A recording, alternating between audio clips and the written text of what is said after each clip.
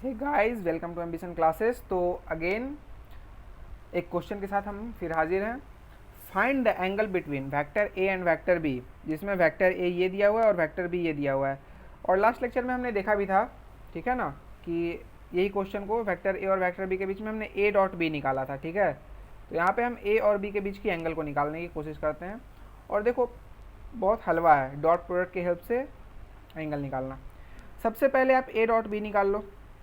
अच्छा, ये मैंने फॉर्मूला लिख रखा है पुराना वाला, इसी का यूज करके हम एंगल निकालेंगे। ठीक है, और देखो, अगर कोई स्मार्ट बच्चा होगा तो वो समझ भी गया होगा कि हम क्या करने वाले हैं।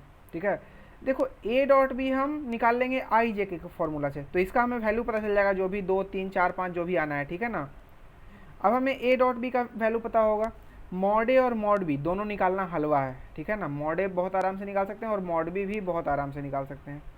ठीक है, तो बचेगा कौन, सिर्फ कॉस थीटा। और कॉस थीटा बस एक वेरिएबल बचेगा, आराम से निकाल लेंगे कॉस थीटा का वैल्यू, और कॉस थीटा आ गया तो थीटा आ गया। चलो, तो ए डॉट बी को आई जे और के वाले फॉर्मूला से निकाल लोगे तो क्या आ जाएगा। वैसे ये शायद कुछ क्वेश्चन में स्लाइड चेंज किया गया है, तो ए डॉट बी यहाँ पे आपका 3 आ गया। आई वाले को आई वाले के साथ मल्टीप्लाई कर दो 2, जे वाले को जे वाले के साथ। अब इसमें जे नहीं है तो इसमें जे को मान लो 0, तो ये 0 आ जाएगा। और के जो है वो -1 है और यहाँ भी -1, तो ये आ जाएगा 3। तो ए डॉट बी आ गया, मतलब ये वाला आ गया 3। मॉड ए निकाल लेते हैं। मॉड ए कितना आ जाएगा, मॉड ए आ जाएगा आपका √6। उसी तरह से मॉड बी कितना आ जाएगा, √2। अब ये जितना भी वैल्यू है, √6, √2 और 3 को यहाँ रख दो ए डॉट बी की जगह।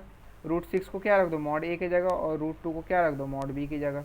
ठीक है, तो बस रखो। Now from equation 1, 3 equal to √6 into √2 into cos theta. ठीक है, वो जो अपना पुराना वाला फॉर्मूला था उसमें ये सारा वैल्यू हमने रख दिया।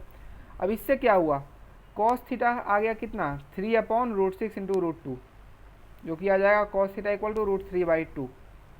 तो थीटा, अच्छा कॉस थीटा कब √3/2 होता है, जब थीटा 30 डिग्री हो।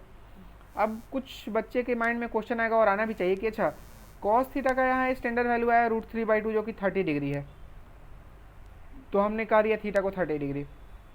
कॉस थीटा का स्टैंडर्ड ये भी तो, कॉस थीटा का वैल्यू आ सकता था 5 तो आ ही नहीं सकता है, 4/5, या फिर आ सकता था कितना, 1/5। तब हम क्या करते, ये कोई स्टैंडर्ड वैल्यू नहीं है। तो cos theta equal to suppose अगर आ जाता 1/5, तब हम थीटा को कितना बोलते हैं। देखो, मैंने पहले भी शायद बता रखा है कि आपके सिलेबस में सिर्फ और सिर्फ स्टैंडर्ड वैल्यू ही पढ़ना है, और ऐसा नहीं है कि स्टैंडर्ड वैल्यू से अलग क्वेश्चन आ नहीं सकते। क्वेश्चन बिल्कुल आ सकते हैं सिलेबस में, बट क्वेश्चन आ सकते हैं। तो वैसे क्वेश्चन में आप थीटा को क्या करके लिखोगे, थीटा को बस आपको इतना लिख देना है, कॉस इनवर्स 1/5। ठीक है ना, ऑप्शन में भी ऐसे ही दिए हुए रहेंगे। Theta option A cos inverse 1/5, option B में दिया रहेगा theta cos inverse 2/5, option C में दिया रहेगा 3/5, ऑप्शन डी में दिया रहेगा 4/5। ठीक है ना, और आपको ऐसे ही आंसर करने होंगे।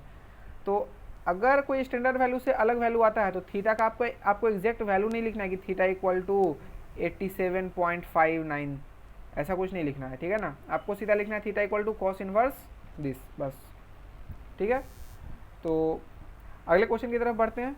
और prove that vector A and vector B are mutually perpendicular. देखो, वेक्टर ए और वेक्टर बी, हमने ए डॉट बी निकालना तो पिछले लेक्चर में सीखा हमने। ए डॉट बी का फ़ायदा क्या होता है, तो ए डॉट बी से हम एंगल के बारे में पता लगा सकते हैं। ठीक है ना, और कहीं भी अगर आपको क्वेश्चन में दिया रहे कि इसके और इसके बीच की एंगल कितनी है, तो आप एक बार जरूर सोचो कि इसमें डॉट प्रोडक्ट यूज होना है। ठीक है ना, एक बार डॉट प्रोडक्ट के मेथड के बारे में जरूर सोचो कि क्या इसमें डॉट प्रोडक्ट यूज होना है, क्योंकि 90% केस में एंगल निकालना हो तो डॉट प्रोडक्ट से ही निकाला जाता है।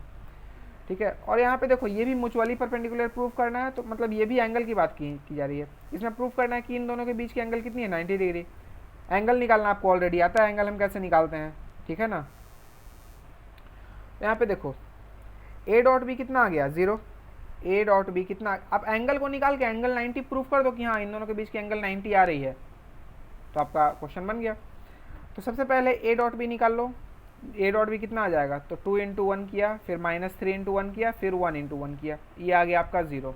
ठीक है, ए डॉट बी 0 आ गया। अब ये वाले अपने खानदानी फॉर्मूले को देखो, खानदानी फॉर्मूले में ए डॉट बी की जगह क्या रख देंगे हम, 0। और मॉड ए कितना आ रहा है, तो मॉड ए आ रहा है √14। मॉड बी कितना आ रहा है, तो मॉड बी आ रहा है √3। ठीक है ना, तो ना मॉड ए 0 है ना मॉड बी 0 है, तो अब इन दोनों से हम डिवाइड कर सकते हैं। ठीक है ना, तो कॉस थीटा क्या आ जाएगा, देखो यहाँ पे मैं आपको, इसके बाद आप यहाँ देखो। ठीक है ना, यहाँ के बाद आपको नीचे नहीं देखना है, यहाँ के बाद आप यहाँ देखो। तो mod A, sorry A dot B क्या आ गया 0, इसकी जगह हमने 0 लिख दिया। मॉड ए की जगह कितना लिख दिया √14, और मॉड बी की जगह कितना लिख दिया √3, और इंटू कॉस थीटा, कॉस की जगह सी लिख दो। तो क्या आ जाएगा, कॉस थीटा को हम क्या नहीं लिख सकते हैं 0, क्योंकि √14 से डिवाइड कर दिया और फिर √3 से डिवाइड कर दिया। ठीक है, तो अब LHS में बच गया सिर्फ और सिर्फ कॉस थीटा जो कि 0। अच्छा अब ये बताओ कॉस थीटा कब 0 आता है, जब थीटा 90 हो। ठीक है ना, पूरे भारतवर्ष के बच्चे इस पॉइंट ऑफ टाइम पे ये जान चुके हैं कि कॉस थीटा कब 0 होता है, जब थीटा 90 होता है। ठीक है, तो यहाँ पे आप देख लो कि आपने ये प्रूफ कर दिया कि ए और बी, जो वेक्टर ए और वेक्टर बी के बीच की एंगल कितनी है 90 डिग्री है। ठीक है, और एक बात ऐसे भी जान लो, इस RHS को देखो। ठीक है ना, LHS क्या है, LHS कम्प्लीटली 0 है, और RHS में ये नॉन जीरो, ये नॉन जीरो, तो मतलब RHS को भी 0 होने के लिए क्या है, कॉस थीटा को 0 होना पड़ेगा।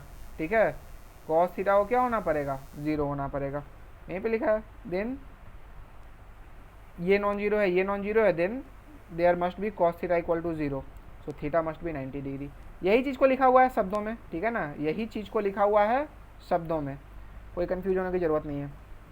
ठीक है, तो अब हम थोड़ा और टाइप का 1-2 क्वेश्चन देखेंगे डॉट प्रोडक्ट में, उसके बाद आप डॉट प्रोडक्ट को मान सकते हो कि ये कंप्लीट हो गया है और इस पर क्वेश्चन प्रैक्टिस कर सकते हो।